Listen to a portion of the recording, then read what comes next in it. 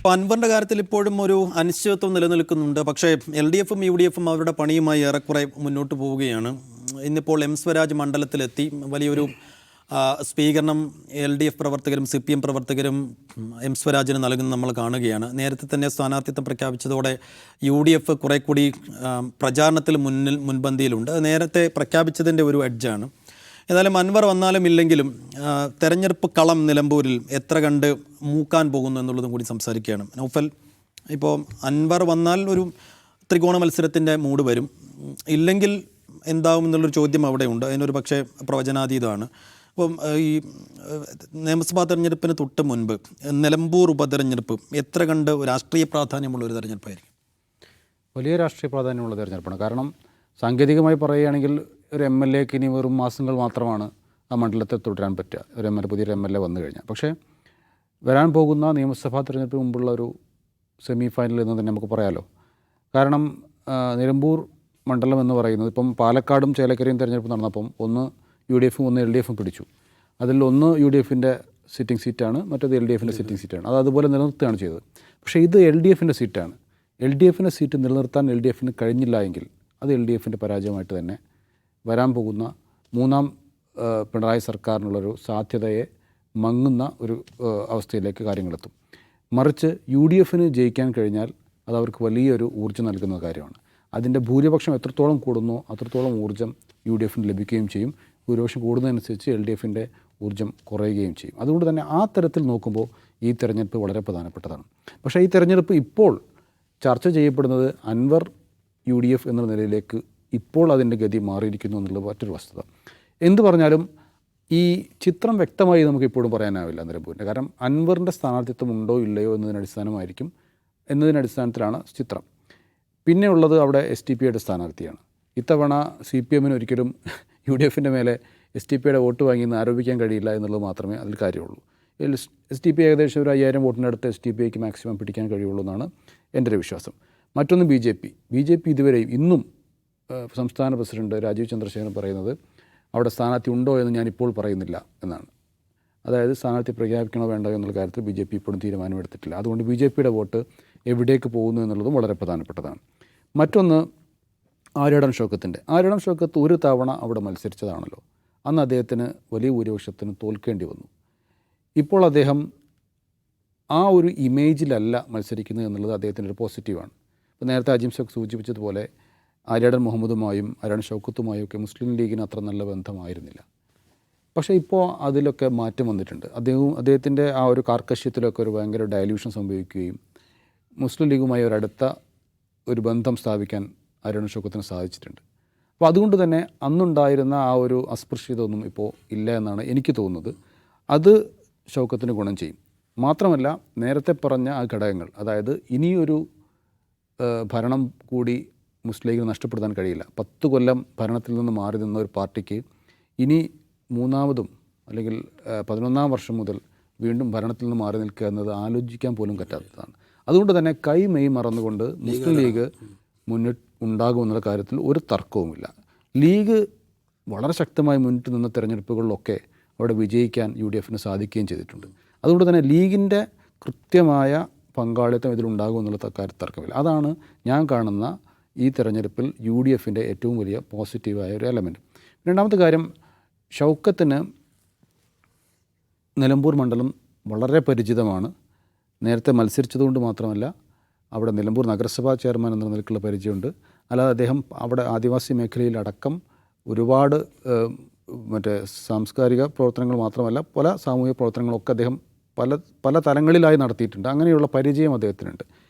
അപ്പോൾ ഇതെല്ലാം വെച്ച് കൂട്ടുമ്പോൾ ആര്യാടൻ ഷൗക്കത്തിന് വലിയ സാധ്യത അവിടെ കാണുന്നുണ്ട്.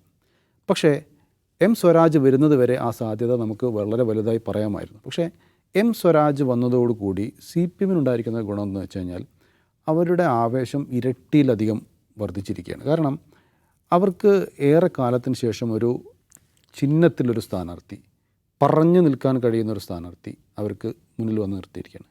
അപ്പോൾ CPMനെ സംബന്ധിച്ചിടത്തോളം ഈ തെരഞ്ഞെടുപ്പ് വിജയിച്ചില്ല എങ്കിൽ തന്നെയും അവരുടെ കേഡർ വോട്ടുകൾ, അവരുടെ അനുഭാവികളുടെ വോട്ടുകൾ അത് അവിടെ നിർത്തുക എന്നുള്ളത് CPMന് ഏറ്റവും പ്രധാനപ്പെട്ടതാണ്. ഈ CPM ഇതിൽ ഉദ്ദേശിക്കുന്നത് വിജയിക്കാൻ തന്നെയാണ്, തർക്കമൊന്നുമില്ല. പക്ഷേ വിജയിച്ചില്ലെങ്കിൽ തന്നെയും അത് CPM-ൻ്റെ പരാജയമായി വരരുത്, അടുത്ത നിയമസഭാ തെരഞ്ഞെടുപ്പിൽ അതിനു മുമ്പ് നടക്കുന്ന തദ്ദേശ തെരഞ്ഞെടുപ്പിലൊന്നും വരരുത് എന്ന് കണക്ക് കൂട്ടിക്കൊണ്ടാണ് സ്വരാജിനെ അവിടെ നിർത്തുന്നത്. അല്ലെങ്കിൽ സ്വതന്ത്ര പരീക്ഷണം തന്നെയായിരുന്നു അവർ നടത്തേണ്ടിയിരുന്നത്. പക്ഷേ ആ സ്വതന്ത്ര പരീക്ഷണം അവർ മാറുന്നു. ഇപ്പോഴത്തെ ഘട്ടത്തിൽ ഈ അൻവറുമായുള്ള ഇഷ്യൂ കിടക്കുന്ന ഘട്ടത്തിൽ ഈ വർദ്ധിത ആവേശത്തോടു കൂടി സ്വരാജിന് കൂടുതൽ പ്രവർത്തിക്കാൻ സാധിക്കുകയും ചെയ്യും. അതുകൊണ്ട് തന്നെ നേരത്തെ ഉണ്ടായിരുന്ന UDF-ൻ്റെ മുൻതൂക്കം അവർക്കിപ്പോൾ ഇല്ല എന്നുള്ളത് സത്യമാണ്. അതെല്ലാം കൂടി കണക്ക് കൂട്ടുമ്പോൾ വലിയൊരു പോരാട്ടം തന്നെയാണ് ഇത്തവണ നിലമ്പൂർ നടക്കാൻ പോകുന്നത്.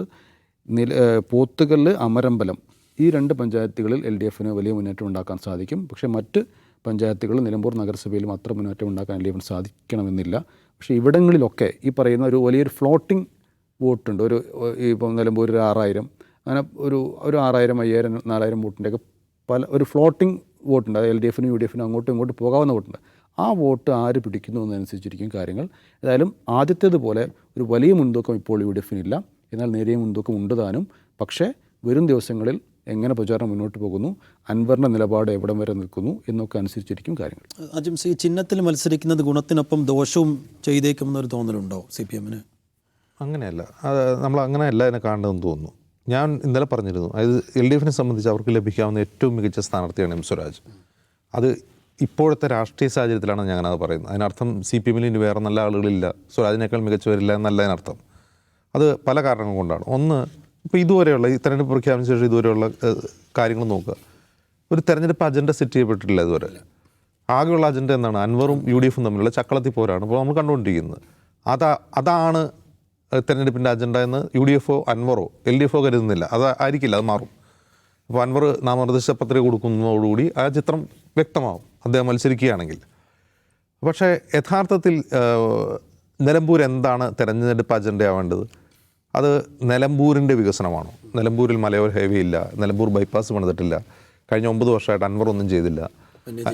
അല്ലെങ്കിൽ വന്യജീവി ആക്രമണം, LDF നിലമ്പൂരിലേക്ക് തിരിഞ്ഞു നോക്കിയിട്ടില്ല. അങ്ങനെ എന്ത് തരം ചർച്ചയാണ് അവിടെ വരാൻ പോകുന്നത്? അതല്ലെങ്കിൽ LDF തിരിച്ചാരോപിക്കുകയാണ്, ആര്യാടൻ മുഹമ്മദ് ഇവിടെ ഇത്ര നാളും MLA ആയിരുന്നിട്ട് എന്ത് ചെയ്തു, അല്ലെങ്കിൽ കൂടുതൽ കാലം ഇവിടെ UDF-ആണ് ജയിച്ചത്, എന്നിട്ട് ഈ നിലമ്പൂരിൽ വികസനമുണ്ട്. ഇങ്ങനെ നിലമ്പൂരിൻ്റെ വികസനമാണ് പ്രധാന ചർച്ചയാവുന്നതെങ്കിൽ ആ ഒരു എലക്ഷൻ UDF ഒരിക്കലും ജയിക്കാൻ പോകുന്നില്ല. അതിൻ്റെ കാരണം അത്തരം ചർച്ചകളിൽ വോട്ടർമാർ അത്ര ആവേശഭരിതരാകില്ല. കാരണം അത് തെരഞ്ഞെടുപ്പ് അജണ്ടയല്ല. അജണ്ട സെറ്റ് ചെയ്യപ്പെട്ട് കഴിഞ്ഞാൽ അതിൽ അങ്ങോട്ടും ഇങ്ങോട്ടും കുറ്റം പറയാൻ ആളുകൾ കൺഫ്യൂസ്ഡ് ആവും വോട്ടർമാർ. UDF-ന് അതൊരു തരത്തിലും ഗുണമുണ്ടാവുമെന്ന് എനിക്ക് തോന്നുന്നില്ല. അതേസമയം ടോട്ടൽ സംസ്ഥാനത്തെ മുഴുവൻ രാഷ്ട്രീയ പ്രശ്നങ്ങൾ, പിണറായി വിജയൻ സർക്കാരിനെതിരെ ഉയർന്നിട്ടുള്ള ആരോപണങ്ങൾ, വിമർശനങ്ങൾ നിലമ്പൂരിൽ ഒരു അജണ്ടയാക്കി കൊണ്ടുവരിക. നമ്മൾ പാലക്കാട് ഉപതെരഞ്ഞെടുപ്പ് ശ്രദ്ധിക്കുക. പാലക്കാട് ഉപതെരഞ്ഞെടുപ്പിൽ അതിൽ UDF വളരെയധികം വിജയിച്ചു. തെരഞ്ഞെടുപ്പ് അജണ്ട സെറ്റ് ചെയ്യുന്നതിൽ അവർ വിജയിച്ചു. അജണ്ട സെറ്റ് ചെയ്തത് യഥാർത്ഥത്തിൽ LDF ആയിരുന്നെങ്കിൽ അതിൻ്റെ ഗുണം ഉണ്ടായത് UDF-നാണ്. ഇപ്പോൾ ഉദാഹരണം ട്രോളി വിവാദമൊക്കെ ഓർമ്മയുണ്ടാവും. അവിടെ അജണ്ട സെറ്റ് ചെയ്യുന്ന എല്ലാം LDF ആയിരുന്നു. ഓരോ ദിവസവും തെരഞ്ഞെടുപ്പ് നറേറ്റീവ് സെറ്റ് ചെയ്യുന്ന എല്ലാം LDF ആയിരുന്നു. പക്ഷെ അത് തിരിച്ചടിച്ചു എന്നുള്ളതുകൊണ്ടാണ് അവിടെ തോറ്റുപോയത്. ഇവിടെ അങ്ങനെ ഒരു അജണ്ട സെറ്റ് ചെയ്യപ്പെട്ടിട്ടില്ല ഇതുവരെയും അങ്ങനെ ഒരു പാൻ കേരള രാഷ്ട്രീയത്തെക്കുറിച്ചുള്ള ചർച്ചയെ അവിടെ വരുന്നില്ല. അങ്ങനെ ഒരു ചർച്ച ഉണ്ടായിട്ടില്ല. ഇപ്പോൾ 2 സ്ഥാനത്തിലും വന്ന് റോഡ് ഷോ നടത്തിയെന്നല്ലാതെ ഒരു സംസ്ഥാന ലെവലിൽ ഈ ഉപതെരഞ്ഞെടുപ്പ് നടക്കുകയാണെന്നും അതിനുവേണ്ട ഒരു അജണ്ട സെറ്റിംഗ് ഇതുവരെയും നടന്നിട്ടില്ല. അങ്ങനെ അജണ്ട സെറ്റ് ചെയ്യപ്പെടുകയാണെങ്കിൽ, ഉദാഹരണത്തിന് ഇപ്പോൾ UDF സീരിയസ് ആയി തീരുമാനിക്കുകയാണ് പിണറായി വിജയൻ സർക്കാരിനെ ഓഡിറ്റ് ചെയ്യുന്ന ഒരു തെരഞ്ഞെടുപ്പായിരിക്കണം ഇതെന്ന് പറഞ്ഞുകൊണ്ട് ഓരോ ദിവസവും അങ്ങനെ അജണ്ട സെറ്റ് ചെയ്യപ്പെടുകയാണെങ്കിൽ, ആ അജണ്ട സെറ്റ് ചെയ്യപ്പെട്ടാൽ സർക്കാരിനെതിരെ ഉയരാവുന്ന വിമർശനങ്ങളെ ഏറ്റവും ഫലപ്രദമായി പ്രതിരോധിക്കാൻ കഴിയുന്ന ഒരു പരിച തന്നെയാണ് M. സ്വരാജ്. അതിന് കാരണം UDF സ്ഥാനാർത്ഥിയേക്കാളും അൻവറിനേക്കാളും മികച്ച കമ്മ്യൂണിക്കേറ്ററാണ് അദ്ദേഹം. അദ്ദേഹത്തിൻ്റെ പാർട്ടി നയങ്ങളെയും ആ പാർട്ടിക്കെതിരെ ഉയർന്ന സർക്കാരിനെതിരെ ഉയരുന്ന വിമർശനങ്ങളെയും അതിശക്തമായി പ്രതിരോധിക്കാൻ കഴിയും. ഒരു കാര്യം. രണ്ടാമത്തെ കാര്യം, ഇത് ചെയ്യാൻ ഏറ്റവും മികച്ച ആൾ M. സ്വരാജ് തന്നെയാണ് ഇപ്പോൾ പാർട്ടിയിൽ. ആ പ്രതിരോധം തീർക്കുക എന്നുള്ളത്. അപ്പോൾ പ്രതിരോധം തീർക്കൽ മാത്രമല്ല, അവർക്ക് ജയിക്കാൻ വേണ്ടി തന്നെയാണ് അവർ മത്സരിക്കുന്നത്. ഇനി വേറൊരു സെനാരിയോ കൂടി ആലോചിച്ച് നോക്കുക. അൻവർ മത്സരിക്കുന്നു, ഷൗക്കത്തുണ്ട്. BJP സ്ഥാനാർത്ഥി ഉണ്ടോ ഇല്ലയോ എന്നുള്ള ഉറപ്പില്ല. ഇപ്പോൾ BJPക്ക് അവിടെ കാര്യമായി വോട്ടില്ല. BJP അവിടെ കൂടുതൽ വോട്ട് പിടിച്ചത് BDJS മത്സരിച്ചപ്പോഴാണ്. കൂടുതൽ വോട്ട് പിടിക്കുമ്പോഴും BDJS 2016 മത്സരിച്ച് കൂടുതൽ വോട്ട് പിടിക്കുമ്പോഴും അൻവറിൻ്റെ വോട്ട് ശതമാനം 48%. വലിയ മാർജിനിലാണ് ആര്യ ഷൗക്കത്ത് അവിടെ തോറ്റുപോയത്. അപ്പോൾ അന്ന് അൻവർ ഉണ്ടാക്കിയിട്ടുള്ള ഒരു തരംഗം, ആ തരംഗം അന്ന് പൊതുവെ ഉണ്ടായിരുന്ന LDF തരംഗത്തിൻ്റെ ഭാഗമായിട്ടാണ്. പിന്നെ അൻവർ അതുവരെ തെരഞ്ഞെടുപ്പുകളിൽ മത്സരിച്ച് വോട്ട് നേടിയ ഒരു പ്രശസ്തി വെച്ചിട്ടാണ് അവിടെ വരുന്നത്. ആ വോട്ട് മുഴുവൻ കിട്ടി. പക്ഷേ കഴിഞ്ഞ തവണ അത് വളരെയധികം കുറഞ്ഞു പോവുകയും ചെയ്തു. അതുകൊണ്ട് നിലമ്പൂർ എന്ന് പറയുന്നത് വളരെ പ്രവചനാതീതമാണ്. BJPയുടെ വോട്ട് കഴിഞ്ഞ തവണ കുറഞ്ഞു, അതായത് BDJS മത്സരിച്ചതിനേക്കാൾ കഴിഞ്ഞ തവണ കുറയാണ് ചെയ്തത്. അപ്പോൾ കുറയുന്ന വോട്ടുകൾ അത് ഒരു സ്വിങ്ങിങ് വോട്ടാണ്. ആ വോട്ട് എങ്ങോട്ടാണ് സാധാരണ പോകാറെന്ന് പരിശോധിച്ചാൽ അത് UDFന് പോകേണ്ട വോട്ടുകളാണ്. ഇത്തവണ അങ്ങനെയുള്ള ആ സ്വിങ്ങിങ് വോട്ട് UDFനാണോ പോവുക LDFനാണോ പോവുക എന്ന് ചിന്തിച്ചാൽ അവിടെ കുറച്ച് എഡ്ജ് നേടുക സ്വരാജായിരിക്കും എന്നാണ് ഞാൻ വിചാരിക്കുക. അത്തരം സ്വിങ്ങിങ് വോട്ടുകളുണ്ട്. ആ സ്വിങ്ങിങ് വോട്ട് ഒരു പ്രത്യേക കമ്മ്യൂണിറ്റിയിൽ നിന്നുള്ളതാണ്. ആ കമ്മ്യൂണിറ്റി വോട്ടുകൾ സ്വരാജിന് പോകാനാണ് കൂടുതൽ സാധ്യത എന്നാണ് എനിക്ക് തോന്നുന്നത്, ആര്യടൻ ഷൗക്കത്തിനേക്കാൾ. അങ്ങനെ നോക്കുമ്പോൾ വളരെ പ്രവചനാതീതമാണ്. അൻവർ ഉണ്ടെങ്കിലും ഇല്ലെങ്കിലും പ്രവചനാതീതമാണ്. വലിയ തോതിലൊരു പൊളിറ്റിക്കൽ ഫൈറ്റ് അവിടെ നടക്കും. ആര് ജയിച്ചാലും വലിയ ഭൂരിപക്ഷത്തിനൊന്നും ജയിക്കാനും പോകുന്നില്ല എന്ന് മാത്രവുമല്ല, ഇനി തോറ്റാൽ പോലും ഈ LDF അവിടെ തോൽക്കുകയാണെന്നിരിക്കട്ടെ, UDF ജയിക്കുകയാണ്, LDFനെ സംബന്ധിച്ച് എന്താണ് വളരെ മാന്യമായൊരു പ്രചാരണവും മത്സരമോടെ കാഴ്ചവെക്കാൻ കഴിയും. അതുപോലെ തന്നെ അടുത്ത അസംബ്ലി തെരഞ്ഞെടുപ്പിലേക്ക് തയ്യാറാക്കി വെച്ചിട്ടുള്ള ശരങ്ങൾ അതിൻ്റെ മൂർച്ച പരിശോധിക്കുകയും അതൊരു പരിധിവരെ തടയുകയും LDFന് ചെയ്യാം സ്വരാജിൻ്റെ സ്ഥാനത്തിൽ വേണമെന്നാണ് എനിക്ക് തോന്നുന്നത്. ശരി.